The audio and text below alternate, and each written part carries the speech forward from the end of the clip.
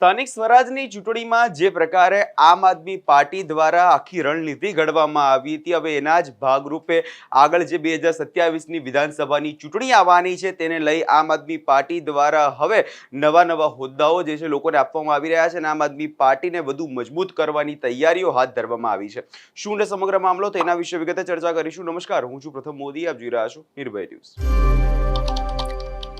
ગુજરાતમાં સ્થાનિક સ્વરાજની ચૂંટણી હાલ પતી અને તેમાં આપણે જોયું કે આમ આદમી પાર્ટી દ્વારા કેવા પ્રકારનું પ્રદર્શન કરવામાં આવ્યું। ચૈતર વસાવા હોય કે ગોપાલ ઇટાલિયા હોય, તેમના વિસ્તારમાં તેમણે જે પ્રકારે બેઠકો લાયા અને જે પ્રકારે આખી મહેનત કરવામાં આવી હતી ચૈતર વસાવા દ્વારા, જે આદિવાસી વિસ્તાર છે તેની અંદર જે મહેનત કરવામાં આવી હતી, આખી જિલ્લા પંચાયત તેમને લઈ લેવામાં આવી હતી, એટલે તમામ બાબતોને લઈ અત્યારે આમ આદમી પાર્ટી પોતાની તાકાત જે છે અત્યારે 2027ની ચૂંટણીમાં બતાવવા માંગે છે। જે પ્રકારે હમણાં થોડા સમય પહેલા અરવિંદ કેજરીવાલ પણ હમણાં ગુજરાત પ્રવાસે આવ્યા હતા અને જે પ્રકારે ત્યાં નર્મદા ખાતે જે શક્તિ પ્રદર્શન કરવામાં આવ્યું હતું ને તેના જ ભાગરૂપે અલગ અલગ વિસ્તારોમાં જે પ્રકારે તે દિવસે અરવિંદ કેજરીવાલ દ્વારા જે બેઠકો કરવામાં આવી હતી, લોકો દ્વારા જે કાર્યકર્તાઓને મળવામાં આવ્યું હતું અને આ કાર્યકર્તાઓને મળ્યા બાદ હવે આમ આદમી પાર્ટી 2027ની અંદર ખૂબ જ અત્યારે એક્ટિવ જોવા મળવાની એવી પરિસ્થિતિ અત્યારે સર્જાઈ છે। જે રીતે અત્યારે એક પરિપત્ર બહાર આવ્યો છે તેમાં 2027ની ચૂંટણીની તૈયારીના ભાગરૂપે આમ આદમી પાર્ટી ગુજરાત પ્રદેશ પ્રમુખ ઈસુદાન ગઢવી તથા પ્રદેશ સંગઠન મંત્રી મનોજ સોરઠિયા તથા પ્રદેશ ફંટ્રલ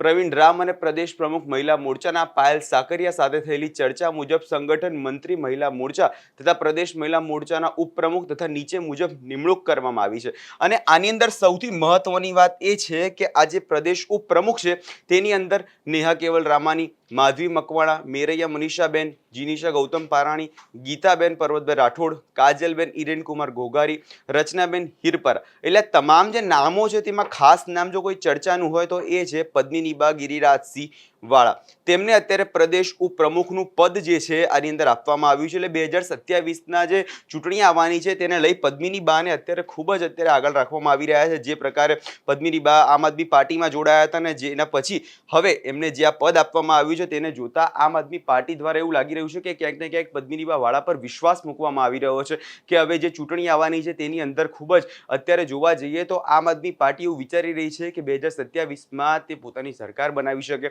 હવે એ તો જોવાનું રહ્યું કે આગળના સમયમાં થાય છે શું, પરંતુ જે પ્રકારે અત્યારે રણનીતિઓ ઘડવામાં આવી રહી છે, કેમ કે વિસાવદરમાં ગોપાલ ઇટાલિયા દ્વારા જે પોતાની પકડ જે મજબૂત કરી લેવામાં આવી છે અને એવી જ રીતે ચૈતર વસાવા દ્વારા, પરંતુ આ બે વિસ્તારો છોડીને જે સૌરાષ્ટ્રના બીજા જે ભાગો છે તેની અંદર પણ અને સુરત ખાસ કરીને, કેમ કે સુરત કે જોવા જઈએ તો ગોપાલ ઇટાલિયાનો પણ ગઢ કહેવાય છે અને એ જ રીતે હવે ત્યાં જો આમ આદમી પાર્ટી દ્વારા ખૂબ સારું પ્રદર્શન કરવામાં આવે તો 2027માં ભારતીય જનતા પાર્ટીને ક્યાંક ને ક્યાંક તકલીફ ભોગવવાનો વારો જરૂરથી આવી શકે છે। હવે આગામી દિવસોમાં ખાસ કરીને નજર એ રહેશે કે આજે 27ની ચૂંટણીને લઈને જે પ્રકારે અત્યારે પદભાર લોકોને સંભાળવામાં આવી રહ્યા છે એને લઈ આગળ શું રણનીતિઓ ઘડવામાં આવી રહી છે, આગળ કયા પ્રકારની કાર્યવાહી જે છે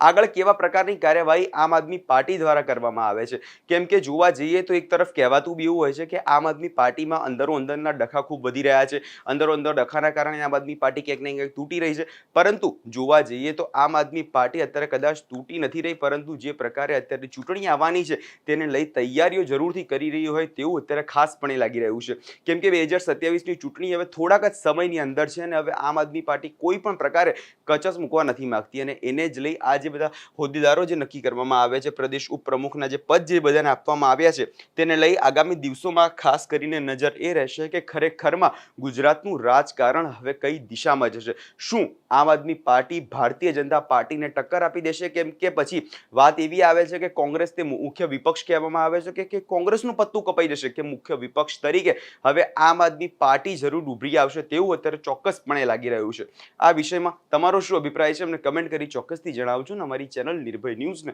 લાઇક, શેર અને સબસ્ક્રાઇબ કરવાનું ભૂલશો નહીં।